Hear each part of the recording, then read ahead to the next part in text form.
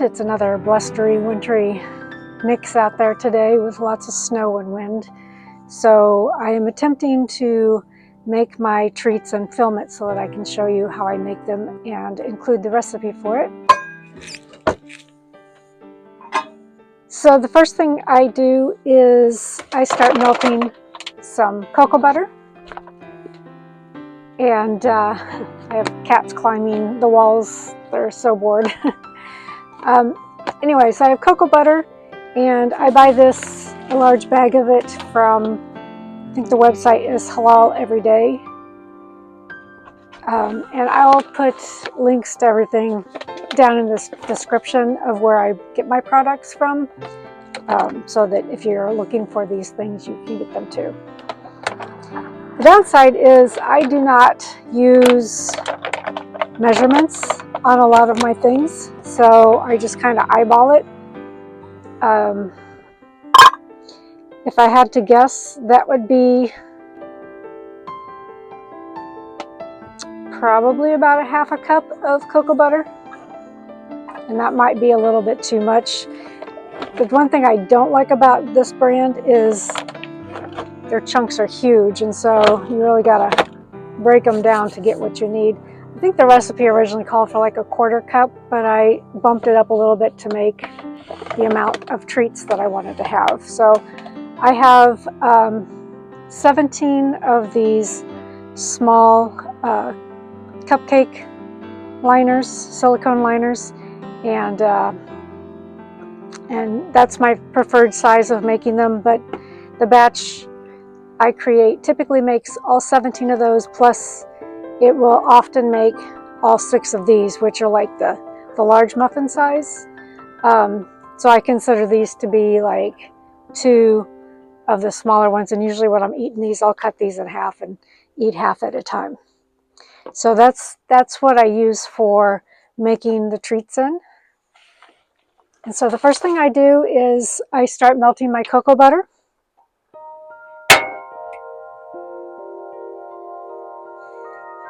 And you're probably not going to be able to see my countertop, so I'll try to hold things up as I go along to show you what I'm doing. Let me get my measuring cup out.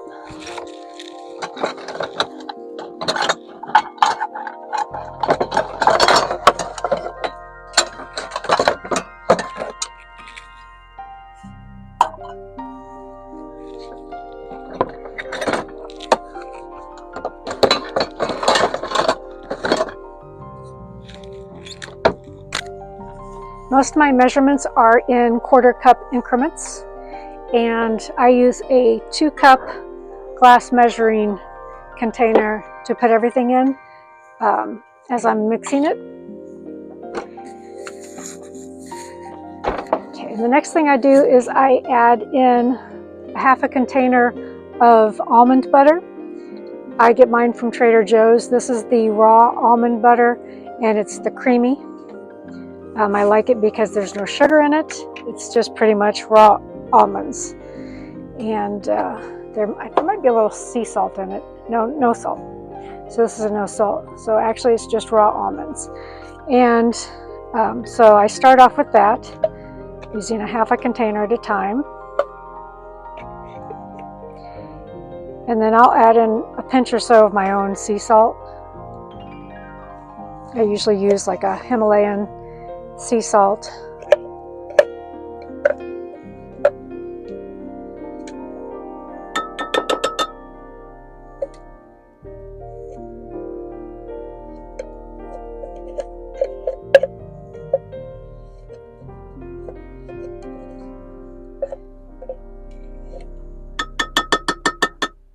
I try to get as much as possible out of the container.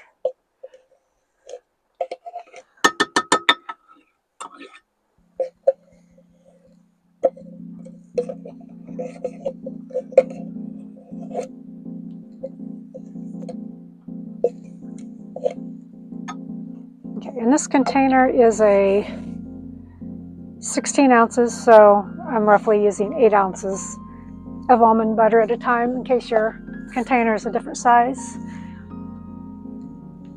And then I'll add a generous pinch or 2 of sea salt. I normally will add a 1/4 cup of hemp seeds into this, but I am out of hemp seeds and I keep forgetting to grab some when I'm at the store. Typically I buy them at Trader Joe's, but I only get there about once every 6 to 8 weeks. So I'm about due for another trip there, because I'm almost out of my almond butter as well. The next thing I add is a 1/4 cup of sesame seeds, and I just buy these in bulk through my local co-op, and I just scoop up a 1/4 cup at a time. The next thing is another Trader Joe's item. It's the furikake, and it's a Japanese multi-seasoning mix, but it's got seaweed in it and sesame seeds and a little bit of sea salt. So I'll add a 1/4 cup of that in there.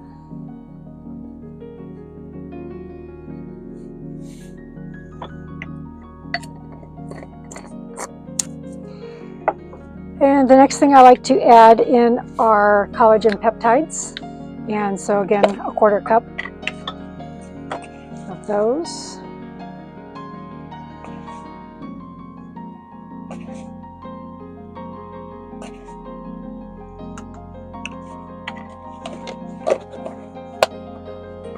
And so then I'm going to kind of stir that a little bit before I add my next ingredients.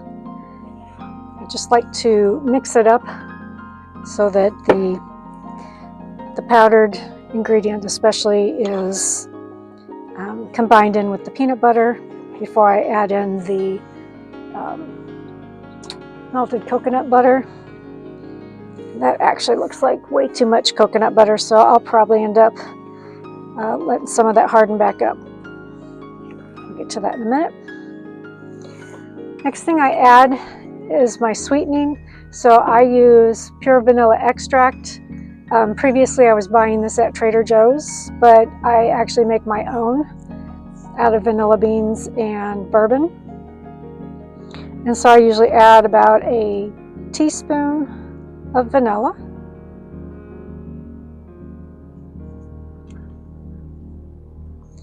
And then I add stevia, and this is about 30 drops, which is basically a dropper full. So you just, after you shake it really good, you squeeze everything out of there and you stick it in and squeeze it one time, and that's about 30 drops.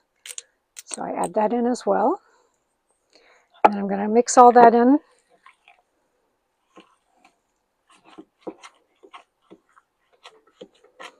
Let me turn the camera down so you can kind of see what I'm doing too.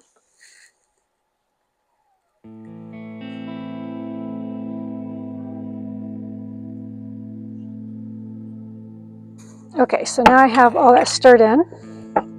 Next, I'm going to add the cocoa butter that's been melted.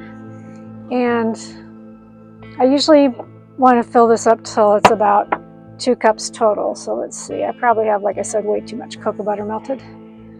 We'll see. So I have a little bit extra. I'll let that harden and then I'll put it back in the bag. And then you got to be very careful that you don't slosh this all over the place, but I'll just slowly start stirring it.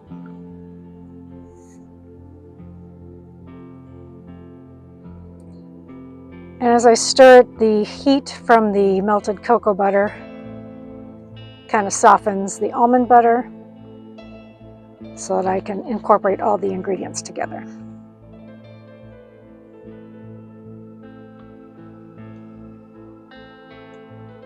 Starts getting easier and easier to stir. You still want to be careful so that you don't slosh it all out. I've been known to dump half my treats out on the counter during this step, being careless. So I try to be a little bit focused and mindful, which is sometimes easier said than done. Okay, it's almost all mixed together.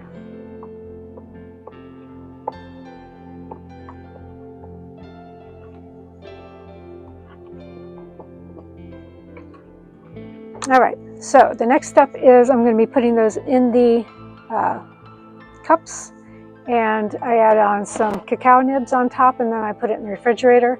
So let me get my trays out. I typically keep my trays in the refrigerator just to keep them nice and chilled. It helps to chill the treats a lot faster. And it takes, for me, I have to use 2 trays to fit them all in my fridge. I have a tiny RV fridge, and so I can't put a big enough tray to hold all of them on one, so I stack them up. So get these set up.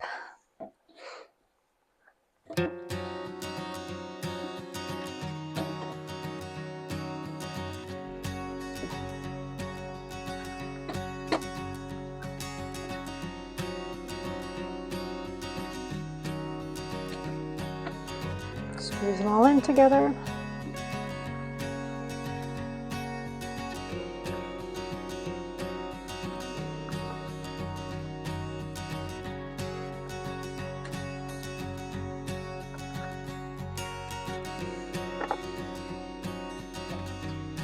And I usually have 2 left over that I stack on top, so I have 3 stacks all said and done. So the next step is to put all the mixture into all these cups. Loosely, I will try to equally add them. Like I said, I'm not good at measuring, so I'm just making sure everything's stirred really well. And then I just do about a spoonful at a time. So each one has about a tablespoon of mixture in it. The big ones usually get about 2 tablespoons.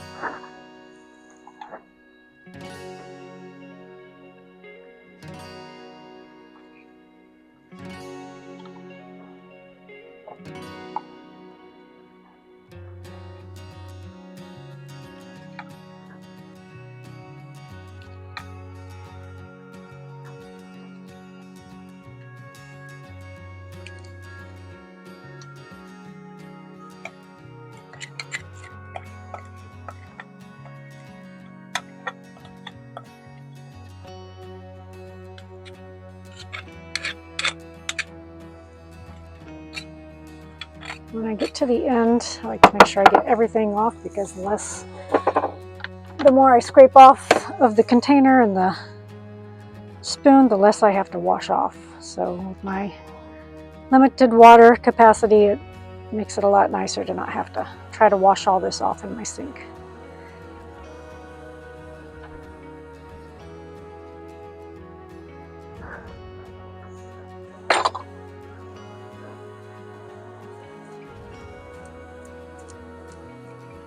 And I just divide it equally amongst the ones that might not have gotten as much as the others.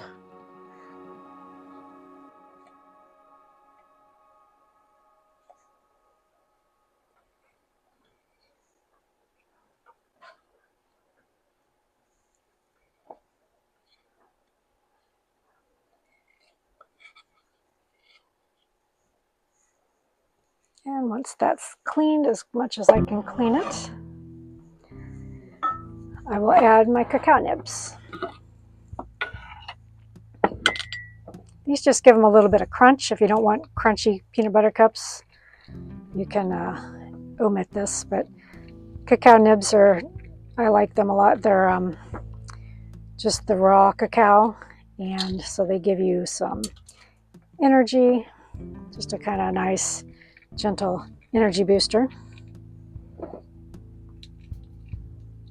And cacao does have some health benefits as well, so it's a healthy thing. There's no sugar on them. They're just straight cacao, so they're not sweet.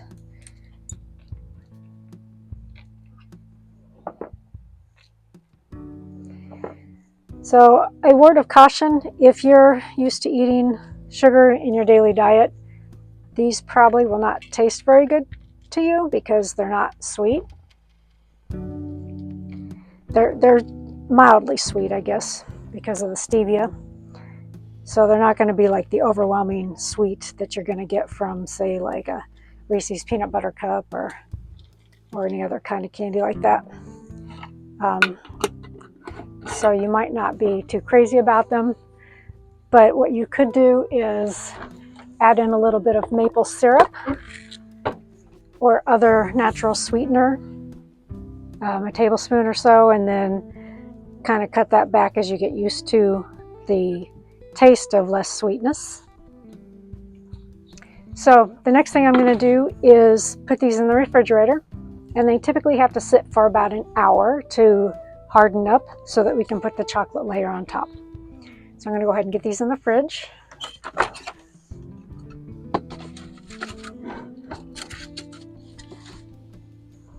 I stack them on one on top of the other. And I'm very careful because I have dumped these before and it was quite the mess.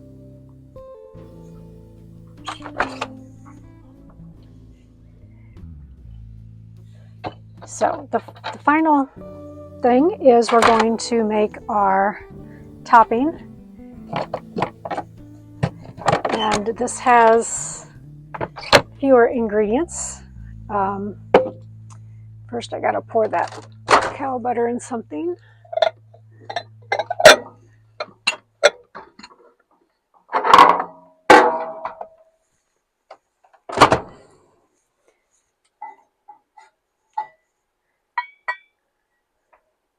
I'll let that kind of harden up a little bit. And I just use the same pan. It's fine to have a little bit of cacao butter in there. So the three main ingredients are going to be, I use Pashka, no sugar added cacao chips. And so it's just 100% cacao. There's no sweetener in it at all. And I also use, gotta get it out, hold on.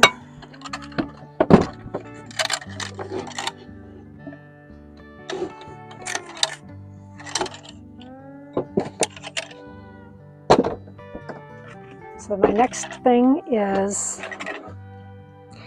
organic coconut butter. Sometimes it's referred to as manna. And then the third ingredient is coconut oil. So those are the main three things. And then I also will add in a little bit more of the vanilla, stevia, and I add 1 teaspoon of maple syrup at the end. So the first thing I'm going to do is melt my coconut butter. And this is the most tricky part because the coconut butter will quickly burn on the stove if you're not careful. So you have to do extremely low heat and you've got to stir it the entire time. And excuse me while I struggle to get this open.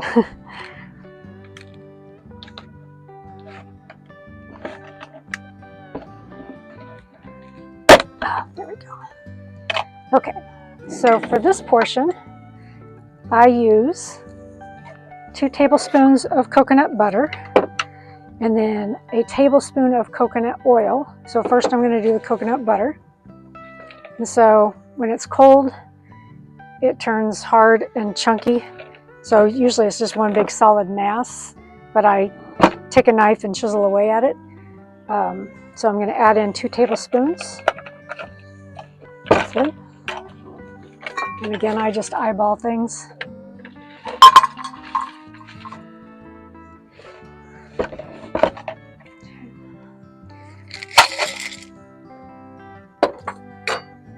It's getting a little crowded in here.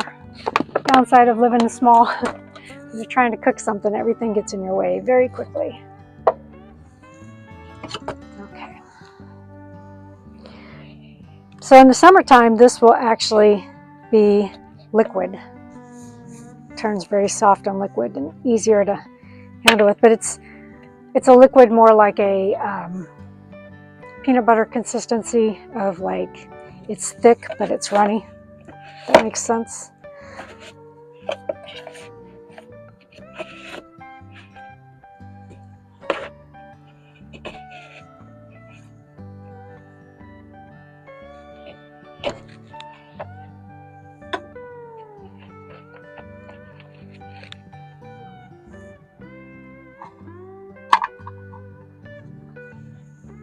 Just little bit more. And even though this isn't sweet or sweetened, it is kind of sweet because it's coconut. So that's about how much I'm going to add in there to melt. So it adds a little bit of sweetness through this, but again, it's not sweet like you think of corn syrup sweet.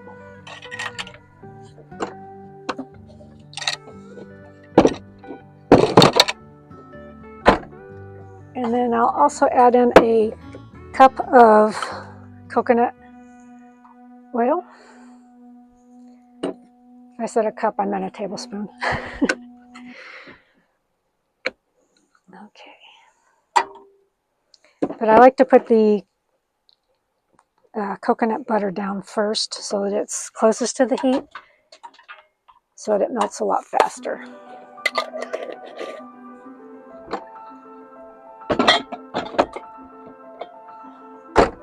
So again, the white here is the coconut oil. So I'm just going to turn this on low. And actually, move that aside. I like to get my cacao chips ready to go.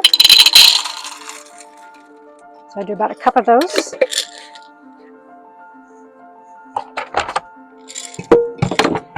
So, because they'll be added in once this melts, then I'll add them in to melt as well.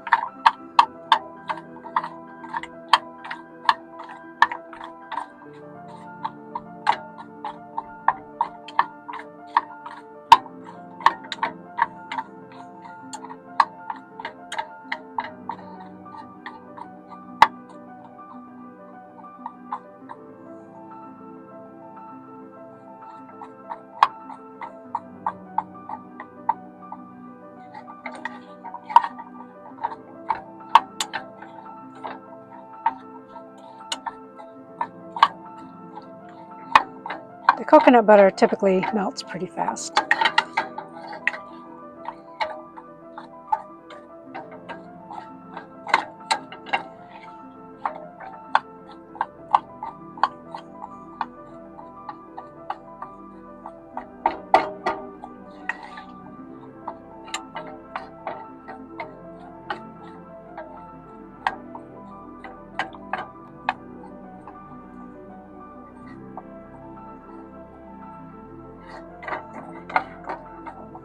Give you a peek at what it's looking like. So here it's partially melted.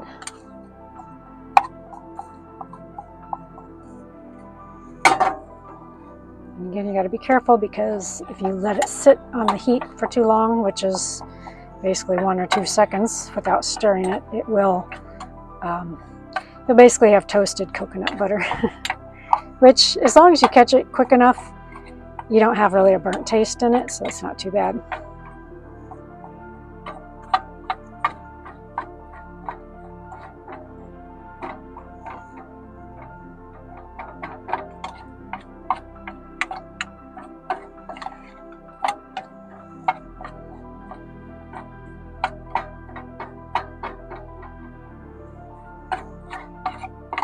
And we're almost there.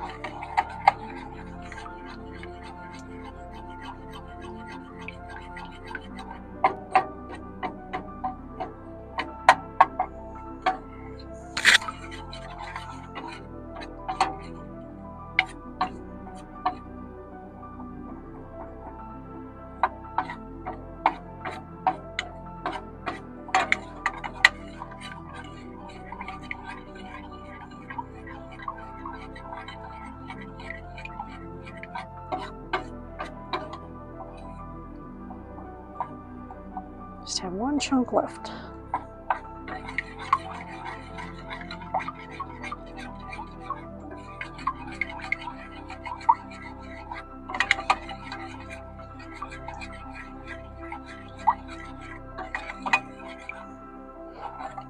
Okay, so once your coconut butter is completely melted, you're going to add your cacao chips. And the coconut butter smells really, really good. If you like coconut, it smells delicious. Interesting enough, even though there's so much coconut in this, it doesn't really have a coconut flavor when it's all said and done. It tastes like some almond butter cups, you know, like the peanut butter cups, but it's not going to be the same as like a Reese's peanut butter cup because those have a lot of sugar in them, and so that's not the flavor you're going to get. But I find them very satisfying. They're considered to be like a fat bomb. I think I mentioned in a previous video that these are a combination of 2 different keto fat bomb recipes that I had. One was for almond cups and the other was for like a chocolate fat bomb. It actually might have been a chocolate mint or something, I don't know, but I deleted the mint and just made it the peanut or chocolate topping for my almond butter cups.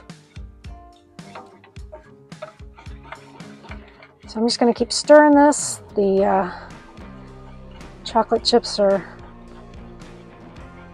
almost completely melted.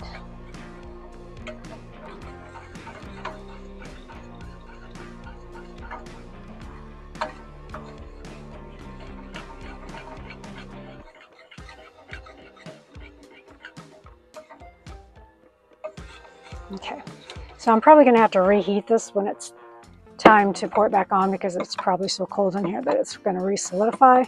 But everything is mixed together. So I have 3 more ingredients I'm going to add in, and that is I'm going to add in some more vanilla.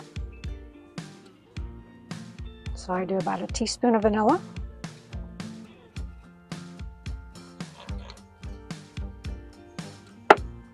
I'm going to do 30 drops of stevia.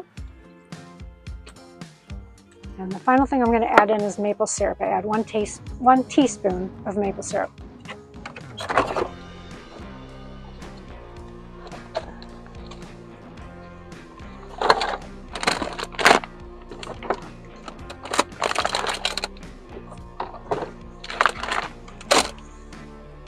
Big Ford, it was in the back of the fridge. All right, so again, just eyeballing about a teaspoon.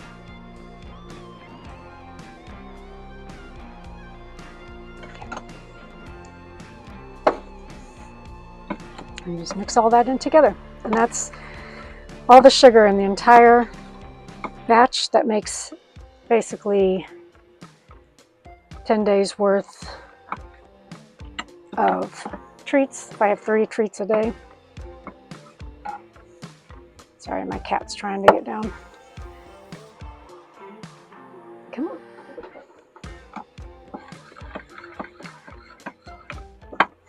Okay, so I'm going to let that sit on the stove. I'm going to clean up my mess, and those should be ready to go in about an hour. And then I will come back here and show you how I pour on the topping and show you what they're like when they're done. Okay, so it's been over an hour since I made the base and also the topping. This is getting a little thick, so I'm going to put it on the stove again real quick to heat it back up. This time of year when it's cold outside and cold inside, everything thickens really quickly. So I'm just going to put that on low, and then I'm going to stir it until it's thinned out again.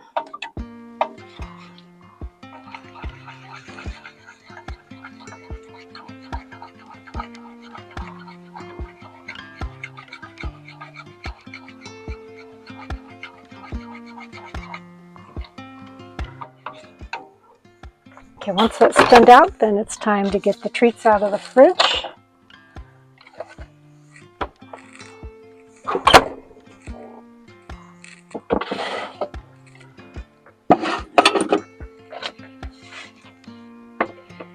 And here they are ready for the chocolate topping.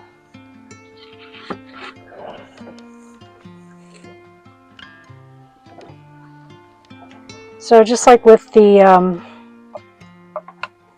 filling part, I do about a tablespoon at a time. So I do probably a little less than a tablespoon. I just kind of spoon it on until it's mostly covered, and usually it'll spread out. Just with trial and error, I've found that if I put too much in, then it becomes really thick and hard to bite through.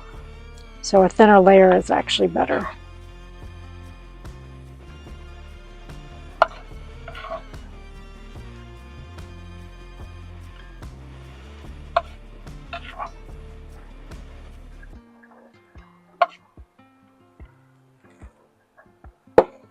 So usually just a quick little shift around and all of that will coat the entire top. And so these are ready to go back in the fridge, so I'm going to go ahead and pop those in.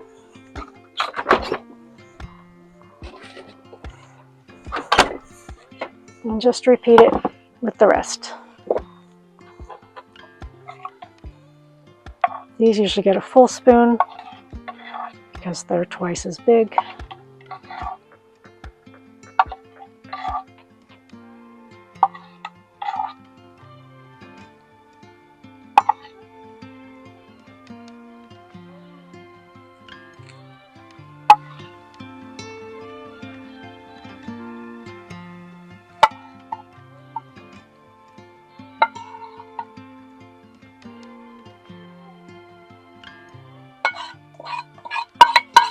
If I have a little left over, then I will make them a little thicker. But again, like I said, I don't like them too thick because it just makes them harder to bite into.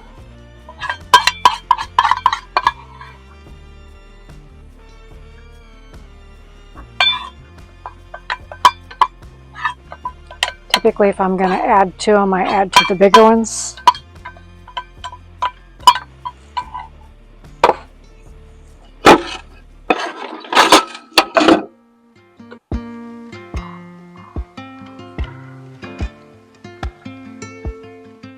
And it seems to work out better that way.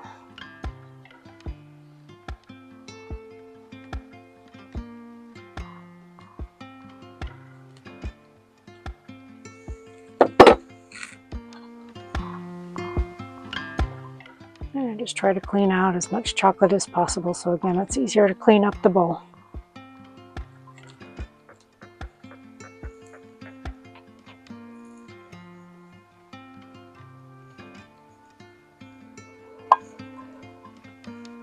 Okay, so these will be popped back in the fridge, and they're usually chilled within the next probably 20 minutes or less.